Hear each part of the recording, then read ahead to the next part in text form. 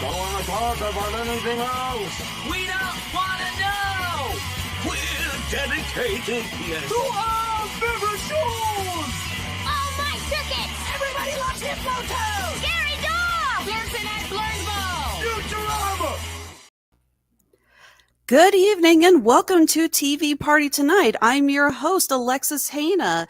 And tonight we are talking about, it's not quite a movie, it's not a TV show, it's a TV special. And that is Werewolf by Night, brought to us by Marvel Studios, airing on Disney+. And joining me tonight is my very good friend, and I'm so grateful he came in to join me. Otherwise, I would literally have no one else to talk to. Andrew Orozco, how are you doing, man? I'm doing great, Alexis. Thanks for having me on. I've been like a fan of you guys from afar. Of the whole I can't never pronounce the name. The Radulich Broadcasting Network. Yes, there you go. Thanks for having me on. Really glad to have you. So yes, it is a 1 hour short special aired on Disney Plus on October 7th. My birthday, coincidentally, directed by Michael Giacchino and starring Gael Garcia Bernal as our lead character, Jack Russell. And I swear to God, I know that's his name from the comics, but every time I hear that, it's like and it's Jack Russell Terrier. Yes, look, there's Jack Russell Terrier. I can't unbreak that. Yeah, it's great. It's like, here, Jack Russell. I want to say Terrier. So a couple things to kick off. First of all, this is Giacchino's directorial debut. For those who are fans of the movie industry, this is obviously a name you're going to recognize because he is a very famous, very prolific, award-winning composer. He has, let's see here, did this guy actually win? Yeah, he won an Oscar for his work on Up. He won an Emmy for his work on Lost and 3 Grammys for his work on Ratatouille. He has done work with J.J. Abrams, Brad Bird, Pete Docter, Colin Trevorrow, John Watts, the Wachowskis, Taika Waititi. He's done the Mission Impossible movies, Jurassic World, several movies from the Marvel Cinematic Universe, the Star Trek reboot series, 8 Pixar films. So when he got announced as director, I know a lot of people were like, I'm sorry, what? Because this is just not something we knew that he was going to do. So what were your thoughts when you found out he was going to be directing this? As I kind of mentioned before we started, I was like, he must be of the mind where like he's been around TV and film production for so long. He's like, you know what? Like I've gleaned enough knowledge secondhand. I could probably do this. And I have to imagine there's probably is like a certain like he's probably part of a group of friends or like industry friends who like, you know what? Like they kind of egg him on. Like you can do this. You can do this. We'll like help you out. I don't know officially if anybody helped him out. I mean, other than like traditional production crew, but I have to imagine that he did have somebody or some group of somebody's like kind of, directing him along the correct path. Definitely. All right. So we're going to do a quick sum up of the plot here. So following the death of, I'm choking on my own spit here. Great way to start. Following the death of Ulysses Bloodstone, 5 experienced monster hunters, including Jack Russell Terrier, are summoned by Ulysses' widow, Verusa, to Bloodstone Manor, where they are instructed to participate in a competitive hunt to determine their new leader, who will wield the powerful Bloodstone. Ulysses' estranged daughter, Elsa, another prolific character in the comics, also arrives to compete for the Bloodstone. So we got this hunt going on in this huge maze on the manor grounds. We have our 5 hunters plus Elsa. Mm-hmm. I love the fact that they are led in there by a flaming tuba. That was so surreal, but it's like, you know what? I'll give it. It kind of reminded me of Mad Max with like the flames and the guitar kind of. Yes, the flame shooting out. It briefly reminded me of like I think pyrotechnics and musical instruments, and that came to mind. I like that.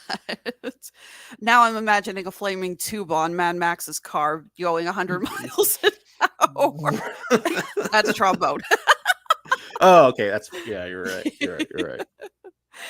Okay, so we find out before too long that the monster is actually Man-Thing, making his MCU debut. And Jack is not there to hunt him. He is there to get him free. You kind of get from the dialogue that this sort of thing happens a lot. Yeah. Yeah. Man-Thing gets captured. Jack shows up. He's like, and again, he's like, yeah, I always say be careful. And yet we're back here again. They kind of have like this like Chewbacca Han Solo kind of thing going, like a little vibe kind of going on. Definitely. Where like the monster really is kind of just like a cuddly little guy, but he is ferocious at the same time. Man-Thing is kind of cuddly. I love all the mushroom. I'm going to just say this. The CGI on Man-Thing was actually quite impressive. He looked really good. You get that scene at the end when we go to color when he's sitting on the log, and you can actually see more of the details in his design. He's got those mushrooms on his shoulder. He's got the big red eye. Those eyes are like puppy dog eyes. He's like, how very can you make expressive, someone very with those emotive. eyes? Yeah. Yeah, you get a lot of what he's saying, even though obviously he doesn't talk. So Jack strikes up a deal with Elsa. He's like, okay, look, I'll make you a deal. Help me get Ted, that's the character's, birth name, Ted, out of here, and you can have the Bloodstone, because the Bloodstone is attached to Man-Thing. Right. Yeah, it's like, I guess that's how you prove, killed him, got the Bloodstone. He's like, you get him out of there, Bloodstone's all yours, I don't want it. And it works, and he gets out, but I guess the Bloodstone's got a firewall blocker on it that monsters can't touch it, because when Jack tries to pick it up, he gets blown backwards. And everyone sees that, and they're like, oh, that only means one thing. He's a monster.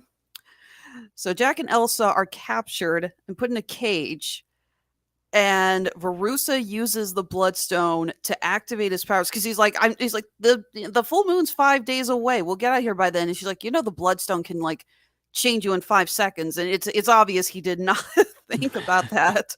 It's like, crap. So he changes into the infamous Werewolf by Night, looking very Rick Baker-esque, I would say. They really gave him the classic Universal monster werewolf look. It actually looked really impressive. I thought, what did you think of how the werewolf looked? Yeah, like it wasn't like Werewolf in London, right? Where it was like a full on like with snout and everything. It was very just a hairier person kind of been just like enlarged and big in a little bit, right? I thought I liked the design. At the same time, I thought it was kind of funky, because it's very like this whole special has very like Universal, like classic monster film feeling, like even with like the mounted trophies on the walls of all like these, we see like throughout the film, like all these mounted trophies, and they just look like very like you feel like how I felt like it was like we've come a long way in terms of like designing monsters sort of like for movies and stuff. So like it's just very kind of just like the big eyes and the big teeth and like ears, and like when he's pointing to like I think there's like a vampire or like a bat one, he's like, oh yeah, like I fought that one a couple of times or something, right? And it was like, yeah, does he say something like he looks more? It's like that's the liveliest I've ever seen him.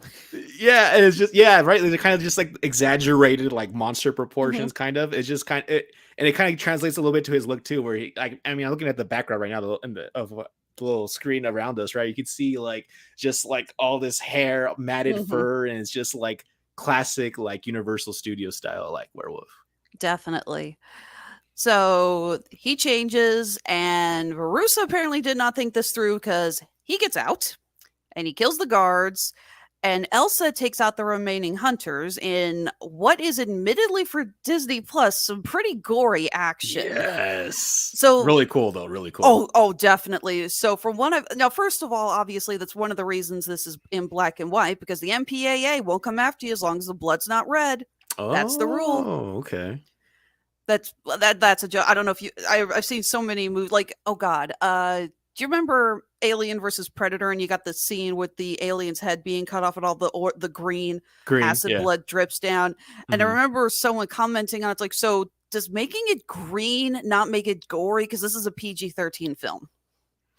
And that just always stuck with me, that it's like, yeah, that is the rule. If it's red, the MPA comes down on you. If it's any other color, they apparently don't care. That's true. That's true, because that translates also to video games, where like in the 90s, a lot of like for example, for Mortal Kombat, like I think on Super Nintendo for Mortal Kombat, they had to make it like change the blood to sweat, which is just make it translucent. And so like you're like punching people and there's just gallons of sweat coming off, but that's like the way to get, around the ratings. So I wouldn't be surprised. No, it's sweat. We swear. Yeah. So Yeah, so from what I heard, apparently Giacchino added just a little bit of gore, and he was expecting Marvel to come up to him and say, "Hey, I read that. knock it off," and no one did. You just He's kept like, going. yeah, he just kept adding more. He's like, "Well, if no one's gonna say anything, I'm just gonna keep going." So, oh yeah, we get the one shot of I don't remember which hunter it is, but Elsa does like a spin kick and he flies back, and we got a freaking arch shot of all this blood going Mhm. over him. And I'm like, this is Deadpool shit right here. This is Do you awesome. think it's because it was like a Disney like one shot? Maybe that's why they were kind of just like, like just do what you want to do, kind of things that way. Probably like if it as Maybe. compared to like a theatrical release where it's like, Oh yeah, yeah. definitely. I think if this had gotten a theatrical release, black and white or no, they would have told him to tone it down just a touch. So they defeat all the hunters and the guards. The werewolf recognizes Elsa. He attacks her briefly, doesn't harm her. And Verusa comes in and she's pissed off that her stepdaughter let the werewolf get out and she's about to kill her when Man-Thing comes back up and incinerates Verusa by grabbing her in admittedly a pretty freaking awesome death scene. And then he just looks at Elsa and she's like, the werewolf went that way. Yeah, Went that way. Yeah. And so he takes off. I guess Elsa takes control of her father's estate. She's got the bloodstone. And in a loving little Wizard of Oz moment, is Somewhere Over the Rainbow plays and everything transitions color. into Yeah. color. It's like, we know what you did there, Michael. That was clever. And yeah, we have a brief scene of Jack transformed back with Man-Thing having tea, coffee. I don't know what it was. Let me go get And- sushi. Yeah, it's like, let's go get sushi. I owe you that much. So, okay. So this was clearly made as in homage to the Universal monster movies. Not only doing black and white, but you see a lot of the styling of it is very similar. They even added the what do The they call intro. this? Yeah, the intro. Oh my god, yeah, the fact that we get the claw swipe and then the scream and it goes to black and white. That was a great touch. They I added love the what did they call them? In Fight Club they call them the cigarette burns, the little holes. Oh, it's like the oh shoot, I remember this right before we started. It has like that that grain, that grating Mhm. kind of like film grain. I think it's just film Yeah. grain. And I'm laughing because I studied in broadcasting in college. Oh, And okay. I did a lot of film work and TV work, and we got to play around with the editing software, and I found out how to put those little burn marks in and how to add grain and everything. It's like there's an editor somewhere who was just having the time of his life putting this together. Finally a use for all this. Yeah, it's like, yay, I get to press all the buttons. It reminded me of I don't know if you've ever seen the film Be Kind Rewind with Haven't seen it, actually. I know what the film is, but I haven't seen it. They do a thing where they try to make an old school style movie, and they Mhm. do the film grain thing by just putting like I think they put like violin chords or like just to run it back and forth over the camera to give it that like old school vaudeville kind of look. I've heard of worse ideas. So it kind of reminded me of just like the old school, and then like how we have like the MGM stuff, like the little present like a Marvel, like was it a Marvel like special Marvel one? Studio. Oh yeah, with the colored lines kind of reminded me. Yeah, they used like to the- do that a lot in the 70s and 80s. It kind of reminded like the old school like Looney Tune intros with like the on the bottom you see like the Roman numerals for the year and Yes. everything. Yes. And then like definitely. the letter, each letter casts like a silhouette, like a shadow behind it, Mhm. kind of like popping out. Like I was like, oh, this like it takes me back to like those Definitely. old school cartoons. Yeah, it's clear Giacchino had a lot of fun directing this and had a lot of fun stylizing it. And then we had like that really like weird like Marvel segue where like here's like the Avengers, like just so you know this does exist in that universe. Like here's the art, and it's like okay, and then it's just and the camera pans down to like the little like whatever the mansion or whatever that is. Mhm.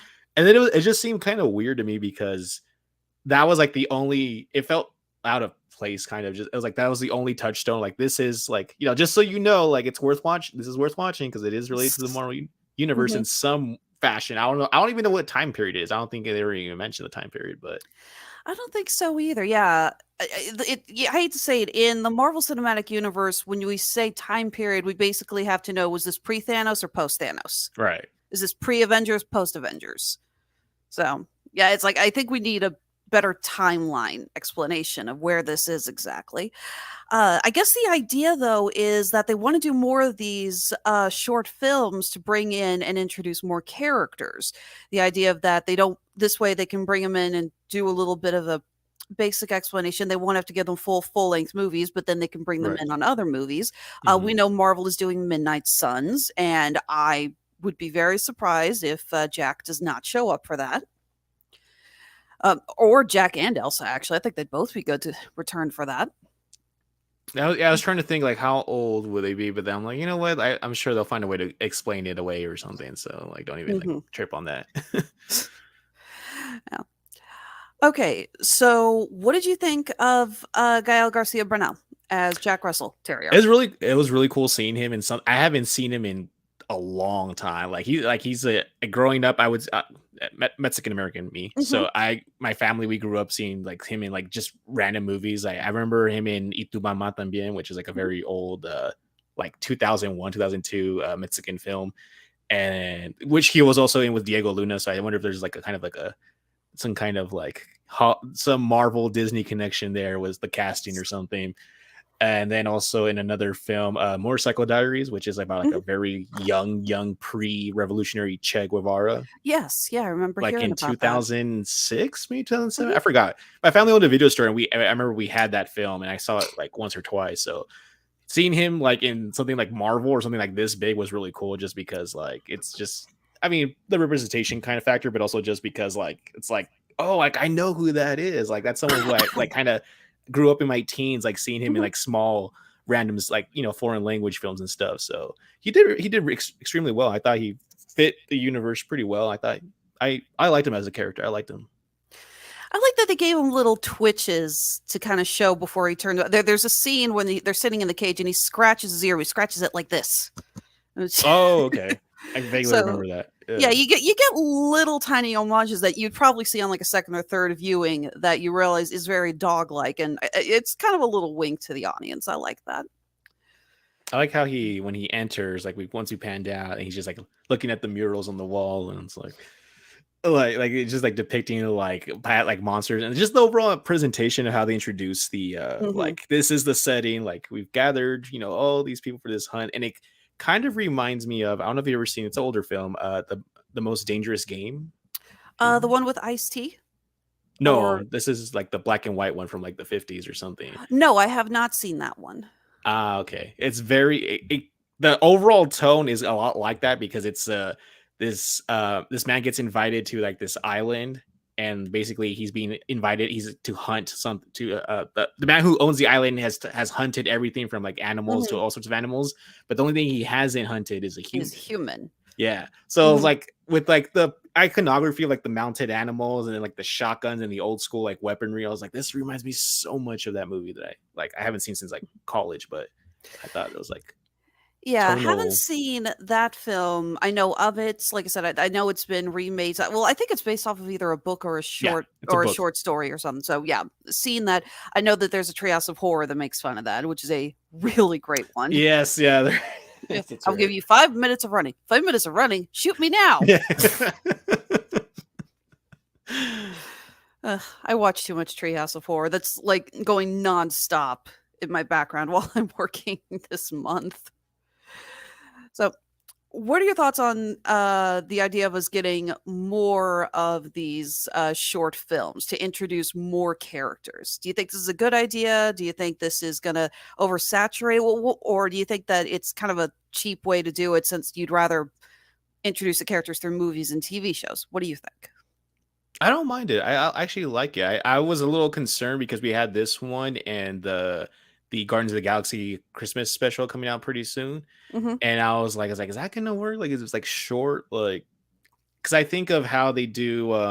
If you just look on Disney Plus, there's like so many like random one-offs of random like Lego Star Wars and like all these kind of like properties. They kind of just like, because they have the platform, they feel the need to like fill it out with just like the most tiniest non-important events in like Definitely. film.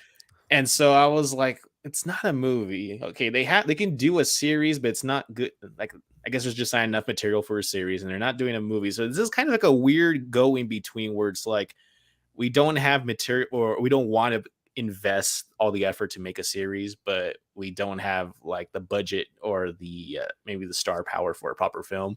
So it just kind of seems like an inner, like second stage kind of in between. Mhm. But for what it was, for the time, the quality of the characters, the story, I should have known better than to doubt Marvel. I should have known better to doubt Marvel. There's a few exceptions, right? Of course, there's a few exceptions here and Yeah. there where that's valid.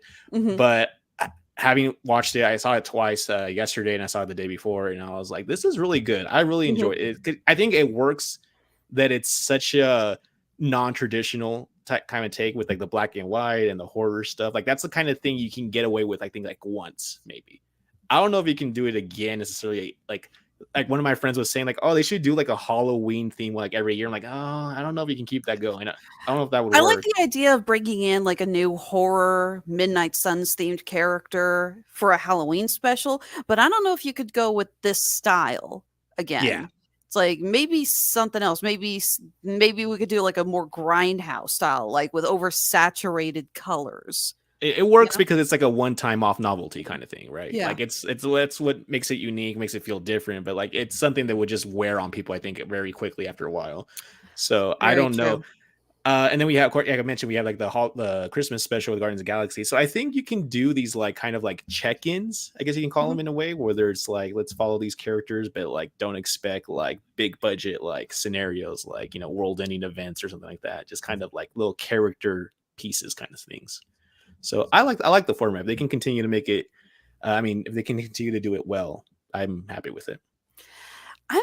I hate to say it, I actually really would have preferred this to be a full-length movie because I really enjoyed it. I honestly think Giacchino's got something going here.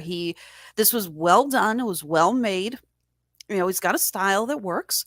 I would have liked to have seen more. I remember watching it, I was like, it's over already? There's like 3 major things I think would have been better if it was a longer movie, I think. Mhm. Oh, 3 major things? Yeah, yes. please, Oh, please. okay, I'm sorry. Sorry, I thought you were going to The layout of the maze, I felt like every time we were going back to like the same area, like it looked very samey. You know what I mean? Like when Yeah, and like again, that part of that is the black and white because it's Right. the walls are all the same color and the plants, while maybe not the same color, they all look the same color. So Yes. I felt like there could have been more like, I don't know, like traps or some kind of environmental obstacles or something just to kind of break up the monotony of them just like walking around, like you know what I mean? Like a little more. The maybe other like some hunters, statues or something in the background. yeah, something else. And then like the other hunters, like when they died, I just thought it looked cool. I really had like no idea, like, are we supposed to like know, like, you know, who are these, like the guy with like the wrist mounted, like, Yeah, he's got bolt, the and the very like, the Assassin's Creed style. yeah, Yeah. like a hidden weapon, and like the Mhm. woman with like the all white, she's like very like slim, like Yeah. she kind of creeped me out, but like I don't, I feel like in a proper movie we probably would have got them like fleshed out a little bit more, maybe in that moment or that scene where like he's talking to the hunter. I forget the big guy, the Scottish guy, I can't remember his name, but like we kind of got a little bit about him. Like we could have got that treatment for maybe the rest of the characters. Maybe Okay. then I would have felt some kind of tension because I really didn't, you know. Yeah, we got to know him a little bit, and it's a great scene when he attacks Jack and Elsa fights him off, and she steals his axe. So that's a great fight scene. But you're right, we really don't get to know the others. And I hate to say it, I feel like there's a million Easter eggs that probably were in that trophy room alone. And I'm sure there's like a dozen videos on YouTube. It's like, you know, it's like, did you see all these little things in the background? But Like the Star Wars one, like last week when they're like that in that store or that little like proprietary like little shop, and it's like all these things. Yeah. Exactly. I have no doubt about that. But it still would have, I think it would have been better if there was just a little bit more that we could recognize without having to do a lot of research on whether or not those were, you know, Easter eggs or not. I mean, it was great seeing Man Thing, obviously. You know, I get them confused with Swamp Thing from DC because they look so similar. The similar both, and the names both have thing. They're both called something thing, and I'm like, wait, I was like, isn't this a DC character? Like I was thinking, and I'm like, oh wait, no. Like they do. It's kind of like the Wonder Man, Wonder Woman kind of thing. Like they each have like their own, like, you know, Doctor Strange, Doctor Fate, that kind of thing going on. But although they also do have very similar powers in that they derive their powers from nature and their chlorokinetic, I think is the term. I mean, the only difference is the Manthing has like the Cthulhu Mhm. like little tentacles. Yeah, whereas Swamp Thing actually has a mouth. Yeah, proper mouth. All right. So we agree we do want to see some more come out of this. Yes, That's- all right. I agree with that. I All concur. right. All right, excellent. What other characters do you think would be good to bring in for these little one shots? And again, we're not saying these would be the only time we'd see this character. This would be like a stepping stone for them to appear in future productions. You know what? I was bummed when I found out that they canceled. I don't remember the actress's name, but she's the one from like the phone commercials. It was going to do Squirrel Girl. I don't know if you remember a while Anna back. Kendrick. No, Anna was that Anna Kendrick. Kendrick? Yeah. Wasn't? Oh, I thought it was somebody else. I thought it was the girl from the commercials from the like the Verizon or the. No, okay. Well, I feel like if we ever get to like the mutants eventually at some point, I think introducing some like lesser kind of C tier, B tier mutants, I think it would be a good way to kind of do that with something without being like a huge commitment for like a film or like a Disney Plus series. At the same time, I think somebody else who I would really like would be someone more along the lines of, and I know they're probably not going to do this anymore because they just killed that completely. But if they could do some of the Inhumans, although I don't think they ever will, just because they already have X-Men. Like they don't, that was like the backup X-Men, so they might never do that. But other than that, and maybe bring Ghost Rider back. I was thinking Ghost Rider too. I was thinking a short like this would be really good for Ghost Rider. And I like your idea of the mutants, not the A-list X-Men, but some of the, lower level mutants. That'd be a very clever idea. All right. Well, yeah, this did get a really positive reception. Let's see here. It's currently sitting at a 92 approval rating on Rotten Tomatoes with an average score of 7.7 out of 10. So this is definitely looking like something that Marvel is going to continue.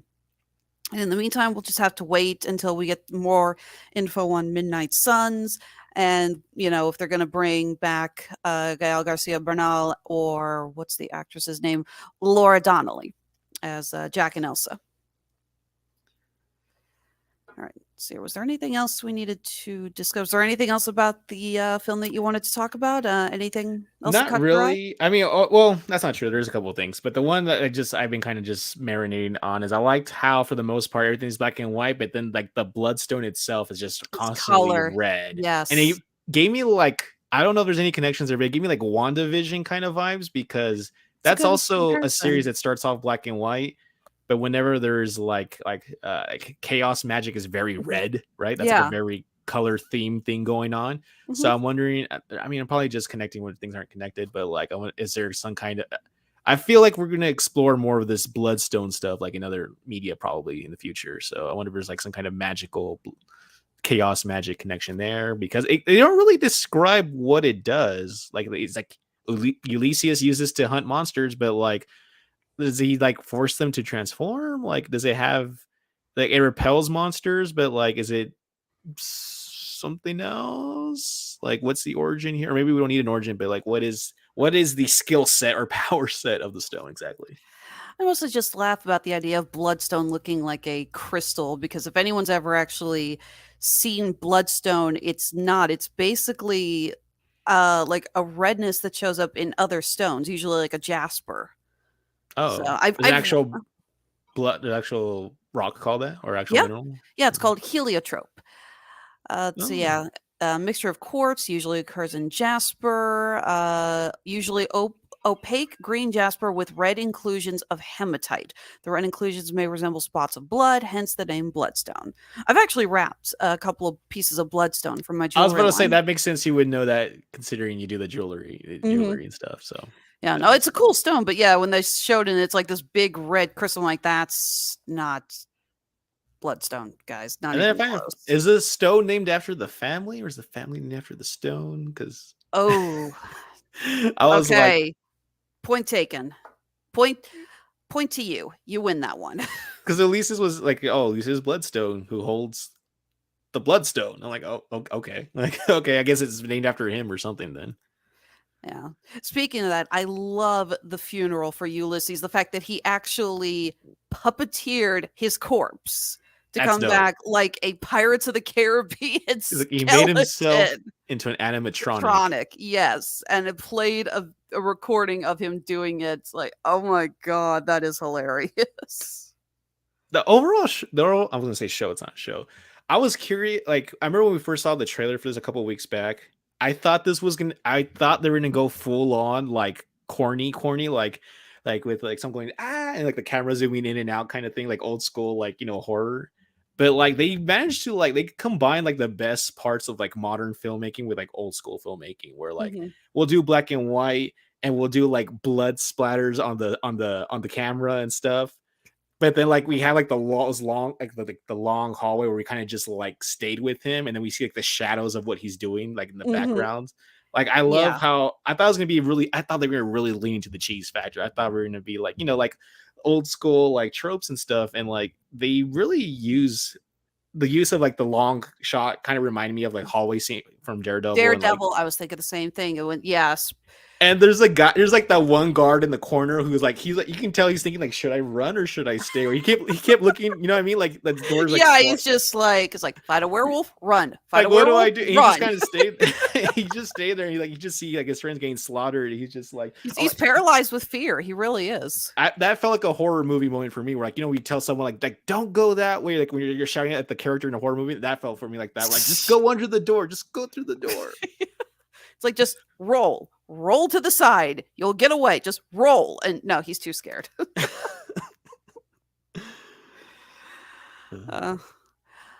Well, like I say, since there's just the two of us, I guess we've covered most of the elements of this. There's not much else to talk about. So go ahead and pull a few things up here. So let's go ahead and do our plugs.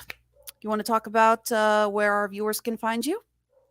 Sure. Yeah. Just give me 1 second. Also, that when that one hunter falls on the sword and then Elsa just like pulls it, that was so cool. Yes, I love that. That was really awesome. A great scene. And then she cleaves the other hunter's like head just directly, just right across. Yeah, it's just like and just leaves it there and just walks away. Like so badass. That was cool. I was like, man, like I know we're probably not gonna get any more of this, but like Marvel, just let them be creative with like their kill scenes. Let them be a little creative. Absolutely. Right. So I'm Andrew Orozco. I'm a writer for Geek News Now. I mostly talk about Star Wars and video games. I also have a podcast that I do with my best friend where we cover video game news and what we've been playing like in the last weekly or so. It's called DuoSense Podcast, DuoSense podcast. You can find that on pretty much everywhere, just audio only. We don't have like a YouTube or any visual stuff right now. It's just audio only. And yeah, that's pretty much it. All right. And of course, when I am not slaving away and selling my soul to Mark Radulich and running shows for him, you can always find my jewelry company. That's Honeysuckle Rose Creations. You can find us on Facebook, Instagram, and Twitter. We have shops on Etsy and Handmade at Amazon. If you are in the Midwest, come on out to Anime Nebraska. It's in Omaha, Nebraska. That is the weekend of the 21st, 22nd, and 23rd, if I'm looking at my calendar correctly.